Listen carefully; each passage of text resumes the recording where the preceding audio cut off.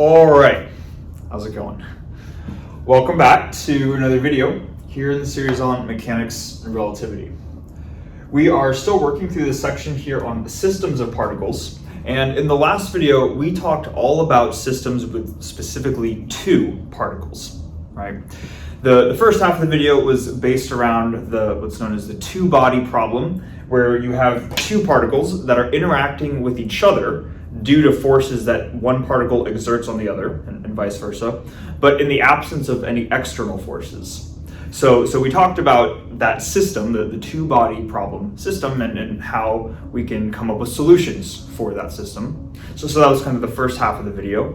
And then the second half was talking about collisions, right, which is kind of this classic scenario in physics where you have two particles coming together, and we use the example of billiards balls, but in general you can think of any two objects colliding. And one of the foundational properties of collisions, in the case of any collision, is that momentum is conserved. So if you know the masses of your starting particles and you know the initial velocities and their ending velocities, depending on what information you're given, there's a lot that you can say about a problem just from conservation of momentum alone. But then we also talked about sort of the specialized case, which was the elastic collision, right?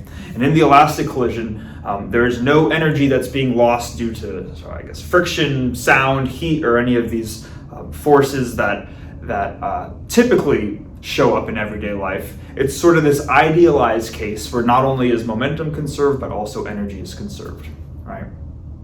So anyways, that's kind of what we were doing in the last video.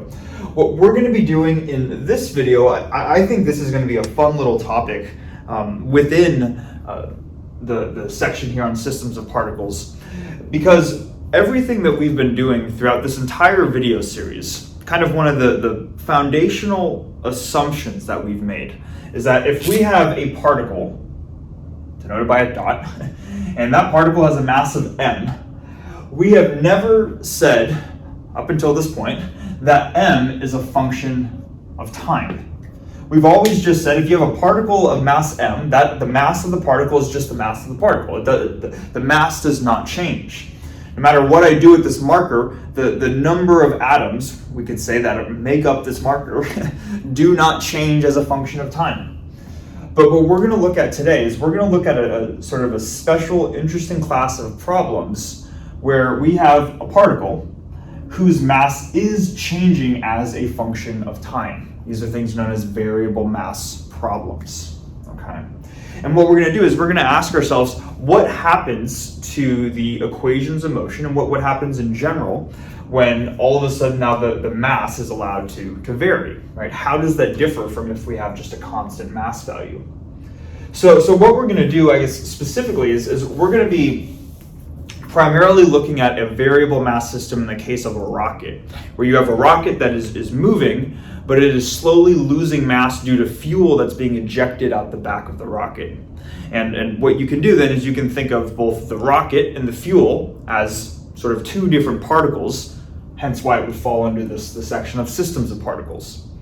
So that's going to be the main application that we look at through this video, and we're going to finish off the video with kind of just a sort of a simplistic example to see how this would work in an example problem. But I just want to emphasize before we dive into just talking about rockets that variable mass problems, of course, are not simply within the realm of rockets by themselves. They are a sort of broader class of problems. Some of the other common examples that we're not going to cover in this video, but you might see, at least on the internet, are if maybe you're carrying a bag of sand or a bag of rice, and while you're carrying it, there happens to be a leak in the bag, and whatever substance is in your bag is slowly leaking out. So what you would say is that the mass within that bag is decreasing as a function of time. So that's kind of a common example. Another common example that will show up, and I think in one of the final problems and one of the problem sets talks about something like this, where you can have an accumulation of mass over time. Maybe you're walking with a bucket, but you're walking in the rain. And as you're walking with your bucket in the rain is slowly accumulating into your bucket, and hence the total mass within the bucket changes as a function of time. So that is simply to say that variable mass problems show up in a variety of contexts. We're going to look at one primary one in this video. Okay. So hopefully that makes sense. Kind of to start this off, I'm just going to draw a diagram of our rocket that's moving at some, or that is ejecting fuel over time, and then we're going to start to sort of unpack the equations of motion from there.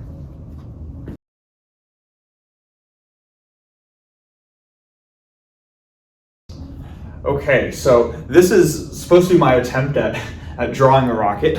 Clearly, it's may not be the best rocket on the planet, but that's what it's supposed to represent here. This is a rocket that exists at some time t, and the mass of the rocket is changing because fuel is being ejected out of the rocket, so it's the mass is a function of time, right?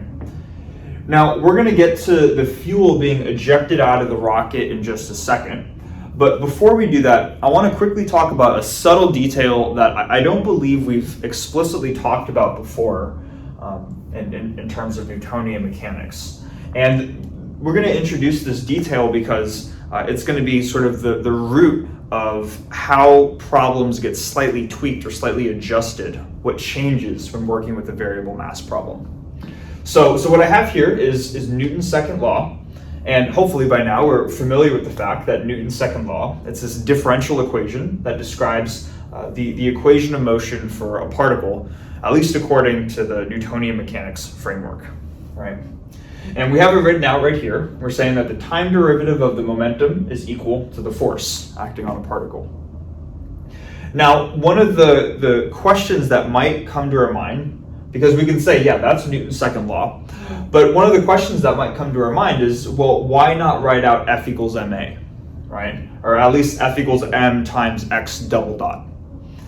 Because after all, that's probably one of the most well-known equations in physics outside of E equals mc squared, right? And the reason why is actually because writing Newton's second law in terms of the momentum is actually a more generalized way of writing out Newton's second law. And that F equals ma is actually just a special case of Newton's second law. Something that I don't think we've covered yet. And I want to just quickly show why that's the case. Okay. So what I want to do is I want to start with this equation right here and show how we get to F equals ma, and show that there's a subtle assumption that we make in order to get to F equals ma in the first place. So I'm going to start with the time derivative of the momentum, p dot. We know that p dot is just, again, the time derivative of the momentum, which I can write as m times, I guess, x dot, like this. And the way that we get F equals ma is that when you apply the derivative to m times x dot, right, we've always just assumed, up until this point, that m is a constant, so m can be taken out of the derivative. So you can rewrite this as m times dx dot dt. And only when you take m out of the derivative, where m acts as a constant value, then do you get m times x double dot.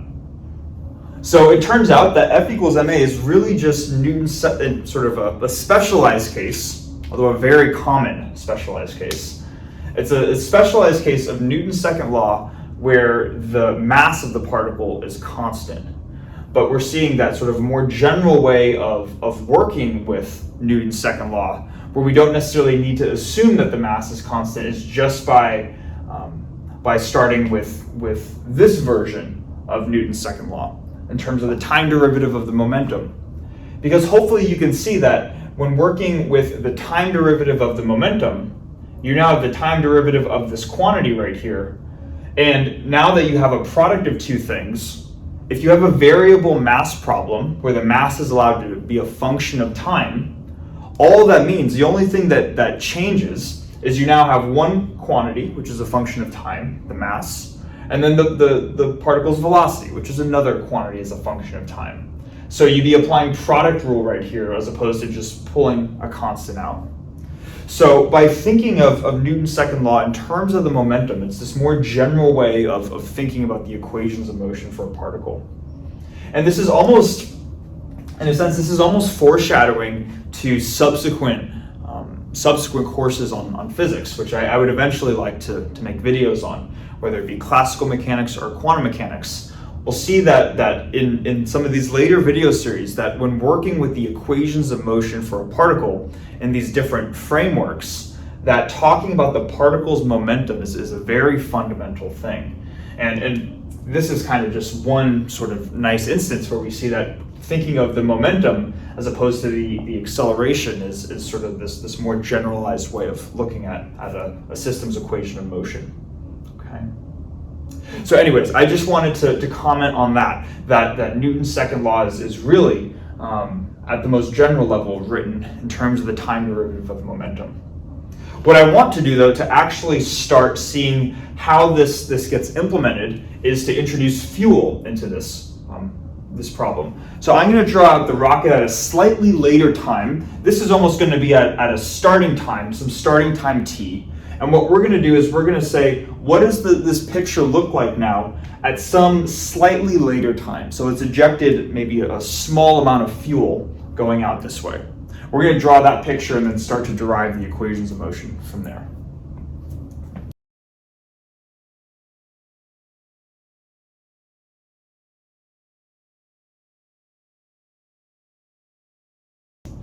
Okay, so what we've drawn here is the same rocket, but the same rocket exists now at a slightly later point in time.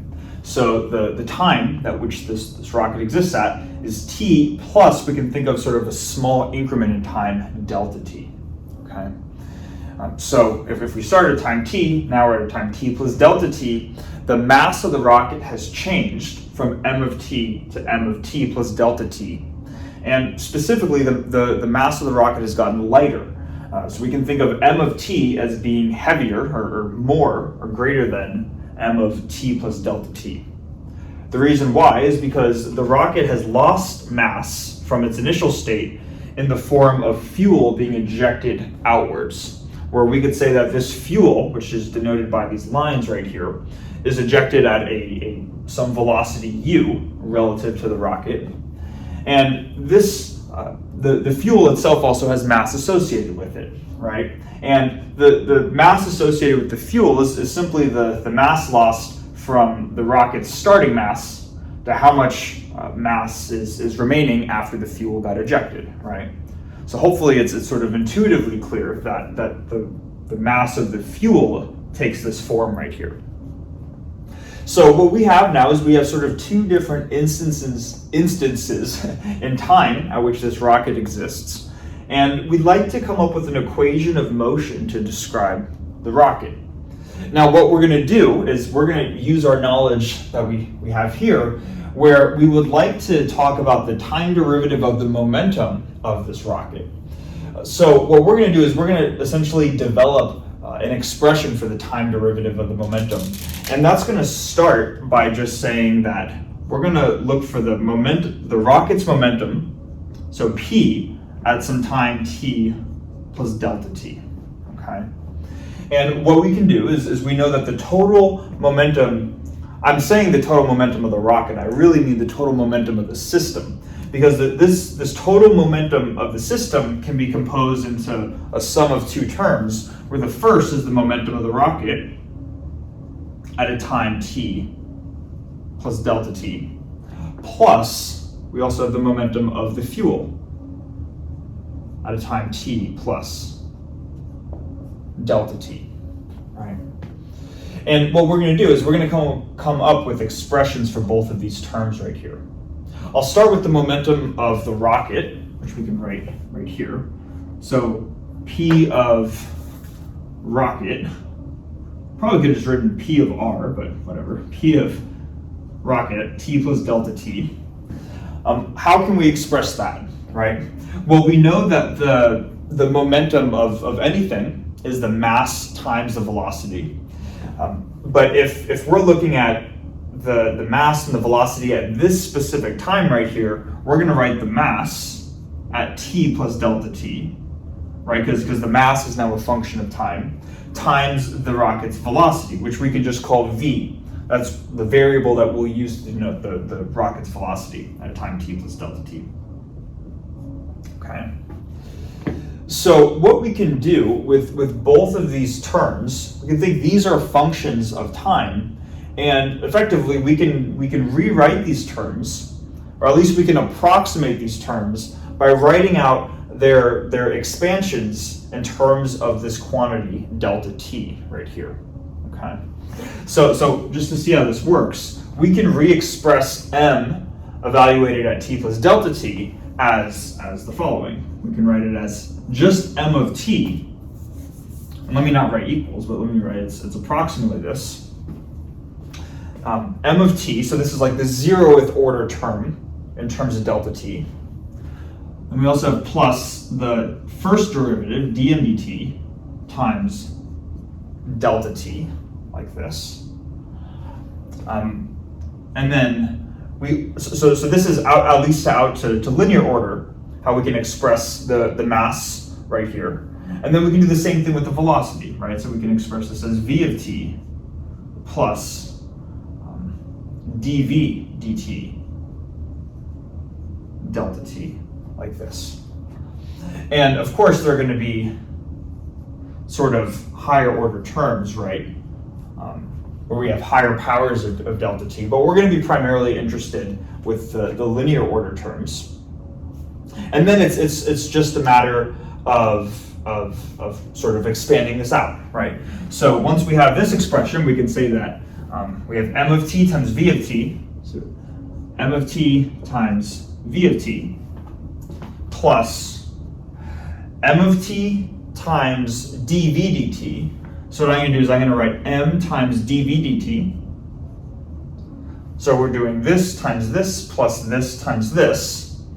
Now we're going to have this times this. So we're going to have plus v dm dt, right? But both of the terms, whether we're multiplying m of t times this derivative or v of t times this derivative, both of those terms contain one factor of delta t. So in parentheses, I'm just going to put delta t plus our higher order terms, okay? So this we can think of as out to linear order in terms of delta t, our expression for the momentum of the rocket. Now, of course, that's just one of the two terms within this, this equation right here. We also need the momentum of the fuel. I didn't realize how big I was writing until I started doing it. So I think what I'm going to do is I'm going to hold on to this expression for the momentum of the rocket. So we have this term, and then we're going to go through the fuel next, and then we're going to combine it all together.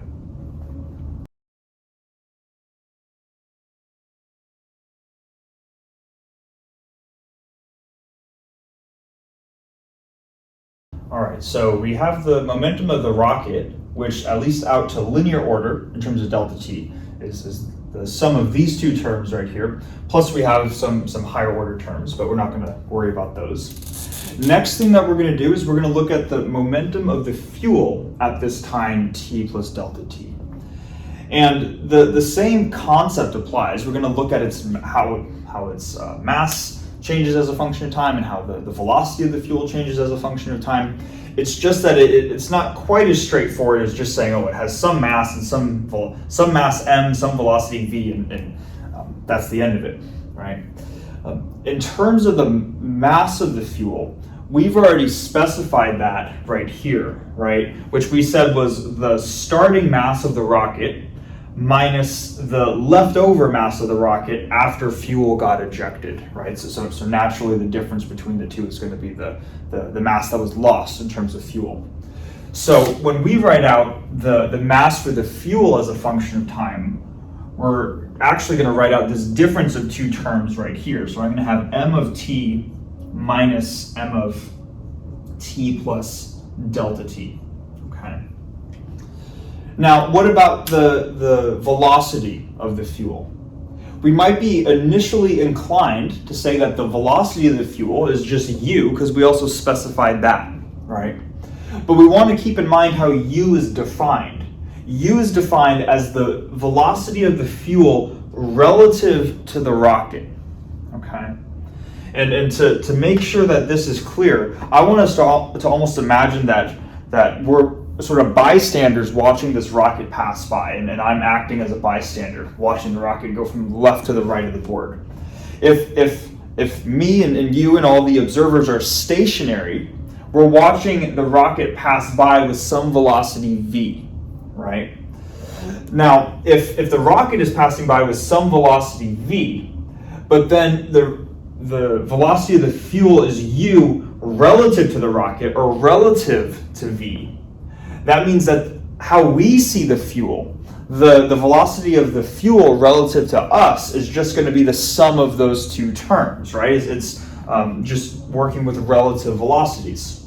So when talking about the fuel's velocity, we have to write that it's going to be first the velocity of the rocket, which is at a time v of t plus delta t, and we would then say plus the velocity of the fuel. But if the rocket's going this way to the right and the fuel is going the opposite way, that's like adding a negative, right? U is going in the negative direction if we denote this direction as positive. So I'm going to write v of t plus delta t minus u instead of plus u. But this difference right here just comes from working with addition of velocities. All right. And now what we can do is we can do the same trick that we did with the momentum, or the rocket's momentum. Get my terms mixed up here, right? So what we can do is with both of these two terms, m of t plus delta t and v of t plus delta t, we can expand them out to their linear order. So we can say that this is approximately, we still have our starting m of t, right? Minus, now this term we're going to say is m of t minus the linear order term, so dm dt delta t, right? So that's going to close off the first bracket. And then for the second bracket, the velocity can be expressed similarly, right? We have v of t plus dv dt delta t minus the constant velocity relative to the rocket u. And then, of course, the higher order terms come in too, right? I realize I'm kind of using the equals and approximation sign somewhat loosely. I apologize. But hopefully we get the main idea, right? And what I want us to see right here is that in this first bracket, we have some, before we even expand stuff out, right? We have something minus itself. So this is actually going to simplify quite a bit. The m of t's are going to cancel. And really what that means then is we just need to distribute this term into the second set of brackets. Now, if we're only going to work out to linear order, which is what we were doing with p rocket, if we're going to do the same thing, we're not going to have the dm dt term, the time derivative of the mass, be multiplied by the dv dt term, because they both contain a factor of delta t. So multiplying them together is going to give you delta t squared. So that's just going to get thrown into the order of delta t squared term. And what we're really going to be left over with from this expression, which I was left-handed, and you can be on the other side of the board, but we're going to have the negative of this derivative right here, negative dm dt, times the terms in this set of brackets that do not already contain a factor of delta t, right? So one of the terms is going to be our first term, v of t, and then the other term is going to be negative u, like this. Then with this term and any other higher order terms, we're simply just going to say that we can combine them into some delta t squared term or some higher order terms thereafter, all right? But this is the expression that we're going to get for the momentum of the fuel. Now, assuming that makes sense, we're just going to sort of combine this together. I'm going to write out, I don't have a lot of room. I'm going to, I guess, erase what we have here, just write out this as our result for P fuel. And then we're going to add them together and eventually get an expression for the time derivative of the overall momentum of the system, which is just P of T plus delta T, or to get a time derivative in terms of just P. And that will end up being the equation of motion.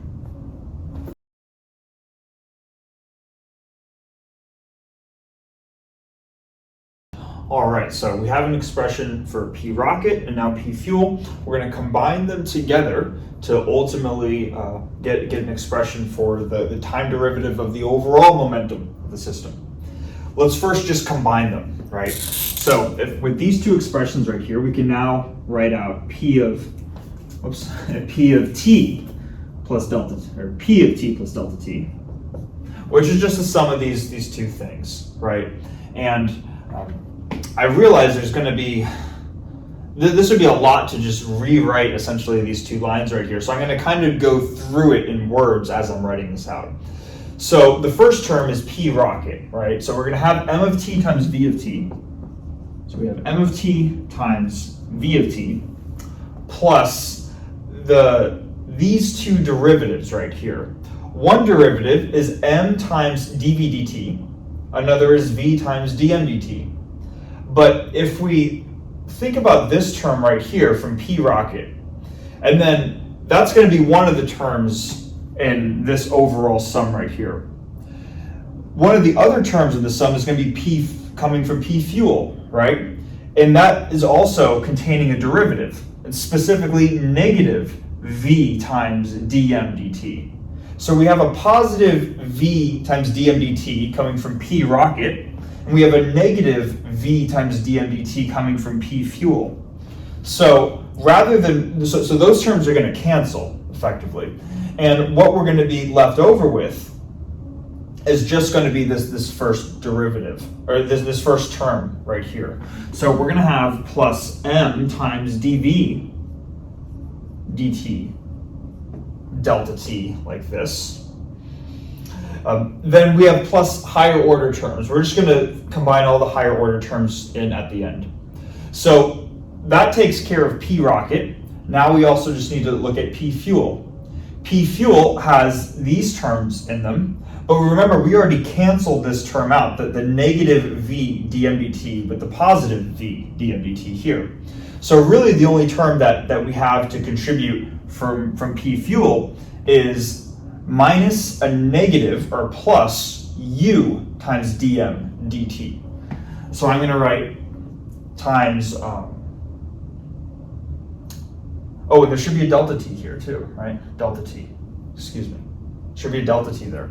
So then we're going to have plus U times dm dt, delta t, plus all the higher order terms. Okay, so this is our expression for the total momentum of the system, P at the time t plus delta t. Now, ultimately, if we want to come up with an expression for the time derivative, what we would like to write is something of the form where we have our force F equaling P of t plus delta t minus P of t over delta t. And then you take the limit as delta t goes to 0, right? You get the derivative. So that's what we're going to do right now, is because we've already come up with P of t plus delta t, this overall expression. We now need to just subtract off P of t. Let's ask ourselves what P of t is. P of t is the total momentum of the system, so both rocket plus fuel, at some time t. So at the earlier time t, not the later time t plus delta t. So we can ask ourselves, what is the total momentum of the system at the earlier time t? And to make sure that we understand this, at this earlier time t, this fuel that we drew out here hasn't been ejected from the rocket yet, right? Because we said that this fuel is only the fuel that got ejected in between times t plus delta t. So at the starting time t, this fuel that we drew out here is still inside the rocket. So when we're talking about the total momentum of the system, the fuel is still inside here. So this is effectively just a single particle with overall mass m at time t and overall velocity v at time t. So at this earlier time t, there's no the system is still one particle, and it only breaks into effectively two particles at the subsequent time t plus delta t. So the momentum at at time t, p of t is actually quite straightforward. That's just m of t times v of t, okay? So what I can do here then is I can, if this is p of t plus delta t, I'm just gonna subtract p of t from both sides of the equation. And I'll show you what I mean. Starting with the left-hand side, I'm just gonna rewrite, instead of p of t plus delta t, I'm gonna write p of t plus delta t minus p of t. So we're now subtracting p of t from the left, which means we also need to subtract p of t from the right. So if I subtract p of t from the right, we already said that p of t is just m of t times v of t. M of t times v of t. But what's nice is that we already have this quantity right here, right? So the m of t, v of t from here cancels with the negative right here. And this is what we're left over with. If I write an equal sign, we now see that every term in here is either linear in linear order of delta t, or it's a higher order term. So I'm just going to write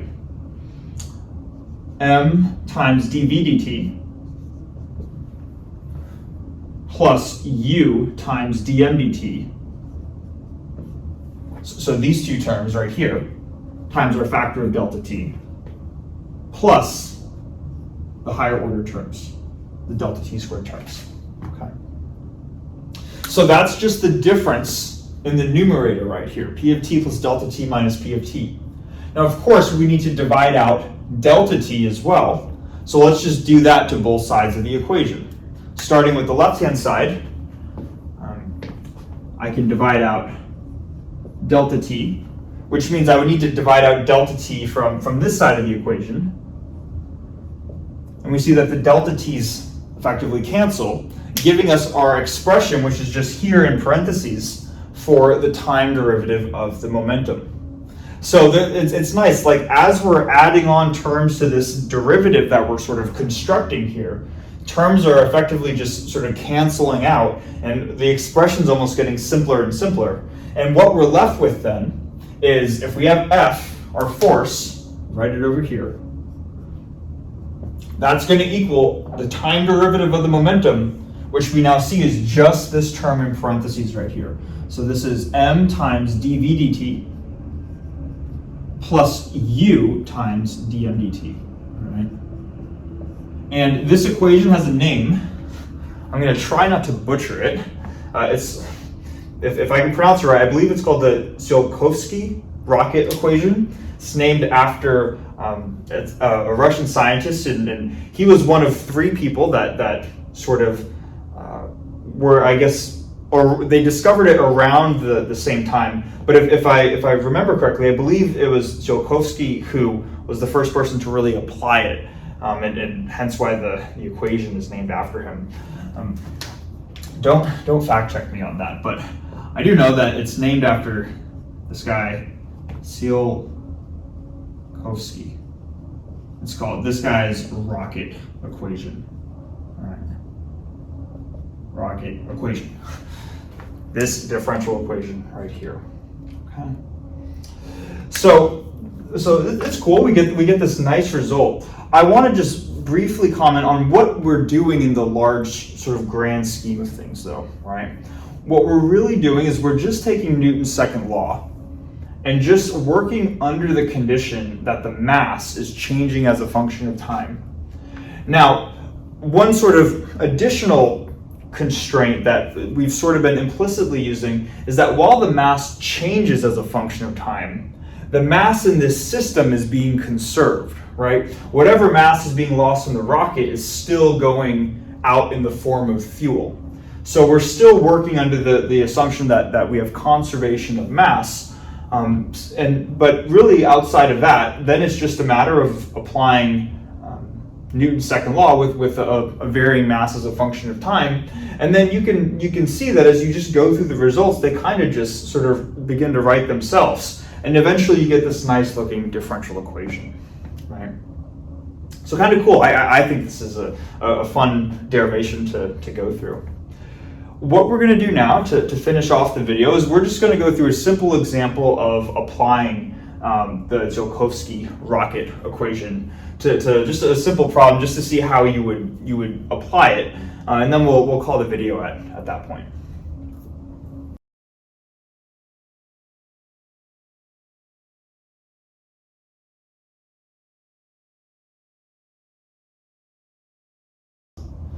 Okay, so now to finish off the video, we're just going to show kind of a simplistic way of just saying how can you apply this Tsiolkovsky rocket equation, right? And we're just going to apply it to a free rocket in space. And I just want to make sure we understand what we mean by a free rocket in space, because for sometimes I'm not sure why, but sometimes I think people will get the misconception that when they think of a free particle, they'll think of something that's just stationary. And that's not what's happening. The rocket is certainly moving, especially if it's ejecting fuel, right? If the rocket wasn't moving, then the equations of motion would just be trivial. The velocity and the acceleration of the rocket are just zero. So when we're referring to a free rocket, what we're referring to is a rocket that is not under the influence of any external forces. Okay. Now, when would that apply then, right? That would not apply when the rocket is just sort of lifting off from Earth as it's sort of leaving the ground. Because when the rocket is lifting off, it is still under the influence of the external gravitational pull of the Earth. So it would not apply when the rocket is just lifting off, and it would also not apply when the rocket has just left the Earth's atmosphere. Because when it has just left the Earth's atmosphere, it is still close enough to the planet to where the gravitational pull between the rocket and the Earth is non-negligible. So this case where we have a free rocket in space refers to when you have a rocket that is somewhere in space and it is sufficiently far away from any other massive object such that whatever the gravitational pull is of whatever other massive objects are out there in the universe, that gravitational pull is negligible. Okay. So that would be the instance that we're talking about. And in the case of having no external forces on the rocket, that simply means that this right-hand side goes to zero. Right? So we're just going to solve that nice case where with this equation, we're going to have m times dv dt plus u times dm dt is going to equal 0. So just showing how to solve this, first thing we can do, we can just subtract u times dm dt to the right-hand side. So that's going to give us m times dv dt is equal to the negative of u dm dt. We can divide m over to the other side, and then we can also effectively cancel the dt terms, so we get one differential in terms of another. And when we do that, we can get that dv is equal to negative u over m dm, like this. And at this point, we have a separable, both sides are, well, I guess we have the v's on one side and the m's on the other side, and this is in its separated form.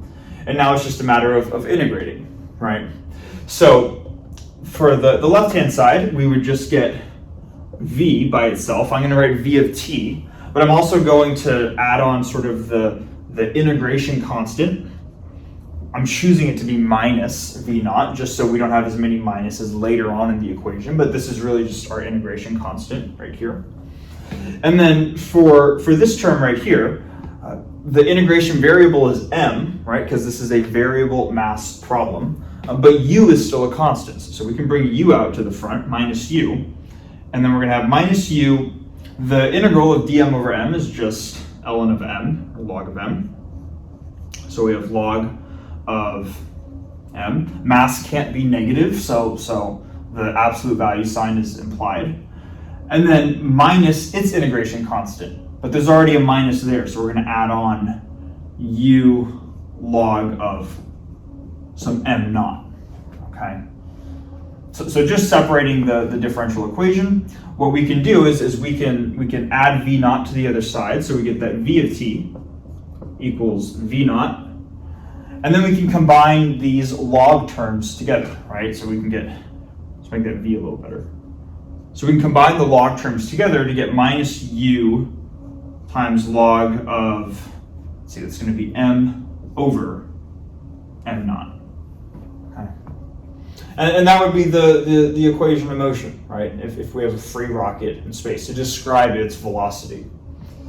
Now, what we can do too is and this is what they do in David's notes that I think is nice, is to think of kind of a nice sort of common example of where the fuel that's being ejected from the rocket is being ejected at a constant rate, right? So however much fuel you have, as you eject it constant at a constant rate. In that case, you can describe the mass as a function of time, right? You could say that when the fuel is ejected at a constant rate, the mass as a function of time is some starting mass, m naught, this constant right here, but then it's losing mass at a constant rate. And I think in the notes they use the constant alpha. So if it's losing mass at a constant rate of alpha, then the mass as a function of time is just given by m naught minus alpha of t. Technically, m right here is mass as a function of time, right? So in the case where we're losing mass or fuel is being ejected at a constant rate, we just plug this into m of t right here. And what we get is that v of t equals v naught minus u times the log of m naught minus alpha t over m naught, like that. If you want to simplify this just a little bit more, you could say that this is v naught minus u log 1 minus alpha t over m naught, right? And this would be the equation of motion for the rocket. Now, this might seem a bit simplistic, and admittedly it is, right? This is a free rocket in space that's ejecting mass or ejecting fuel at a constant rate, but also this is only going to apply for a finite amount of time. And I think it's kind of funny to try to imagine, because this is only going to apply when, so we can even write this, it only applies when, for certain time values, specifically when t is less than m naught over alpha. And let's see why, right? Because what happens when t is equal to m naught over alpha? Well, what we could do is we could plug that t equals m naught over alpha into our equation for m of t. And we get m naught minus alpha times m naught over alpha, which is m naught minus m naught, or just 0. So at the time where t equals m naught over alpha, the total mass has gone to 0, which implies that the rocket is completely made out of fuel, and it's lost all of its mass just due to fuel. It's just completely burned everything away, and there's nothing left with the rocket.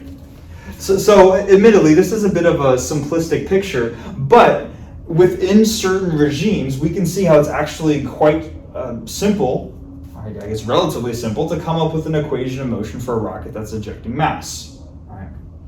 So kind of cool. And this, even if we had a non-zero right-hand side here, right? You have a non-homogeneous equation, you're still inherently going to be solving the homogeneous part of it. So this is still going to be pretty applicable. And then if you have some external forces that are present on the system, whether it's an external gravitational field or some drag force or whatever, that just gets applied into there, and then you go through the process of solving that differential equation. But yeah, kind of just a fun example, but hopefully the main thing that we're getting out of this is that with variable mass problems, we want to use Newton's second law in the form of the time derivative of the momentum equaling the force. And then when you do that, you simply just set both the velocity and the mass to be functions of time and sort of work through the equations from there. And the equations kind of just start to write themselves at that point. So yeah, thanks so much for watching, and I'll see you in the next video.